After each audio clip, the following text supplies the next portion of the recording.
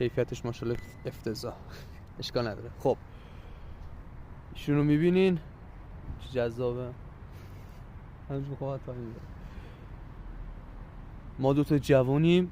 بیا تو کادر باشه حداقل دستم بیشتر از این نمیشه. بذار جوش کنم. ما دوتا جوونیم که به دنبال آینده و موفقیتیم. خصوصی بابا دارم انرژی میدم. 2 دقیقه وایسا. 1 دقیقه الان میره. با امید این که انشالله موفق بشیم و به خواسته‌مون برسیم و از این مشکلاتمون آجی بیا نور بره و از این مشکلاتمون دور بشیم. روبرو شدیم ولی جدا از این. سری میگم 1 دقیقه پرشه.